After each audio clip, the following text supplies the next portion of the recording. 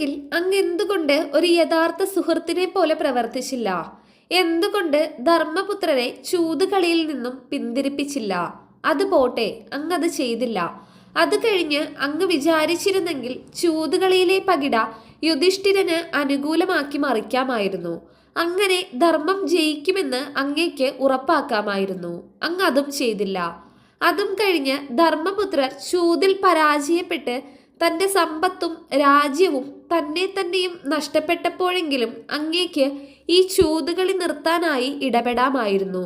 അങ്ങനെ ഈ കളിയുടെ ആപത്തിൽ നിന്നും അയാളെ അങ്ങേക്ക് രക്ഷിക്കാമായിരുന്നു. ചൂതുകളി നടക്കുന്ന രാജസഭയുടെ വെളിയിൽ കാത്തുനിന്ന അങ്ങേക്ക് ധർമ്മപുത്രർ സ്വന്തം സഹോദരങ്ങളെ പണയം വെക്കാൻ തുടങ്ങുന്ന സമയത്തെങ്കിലും അകത്ത് പ്രവേശിച്ച് അയാളെ തടയാമായിരുന്നു. അങ്ങ് അതും ചെയ്തില്ല. ഏറ്റവും അവസാനം നീചനായ ദുര്യോധനൻ ദ്രൗപദിയെ വാതുവെച്ച് ജയിച്ചാൽ ഇതുവരെ നഷ്ടപ്പെട്ടതെല്ലാം തിരിച്ചു കൊടുക്കാമെന്ന് ധർമ്മപുത്രരെ പ്രലോഭിപ്പിച്ചപ്പോൾ അപ്പോഴെങ്കിലും അങ്ങേക്ക് അങ്ങയുടെ ദിവ്യശക്തി ഉപയോഗിച്ച് പകിടയെ ധർമ്മപുത്രർക്ക് അനുകൂലമായി മറച്ചിടാമായിരുന്നു.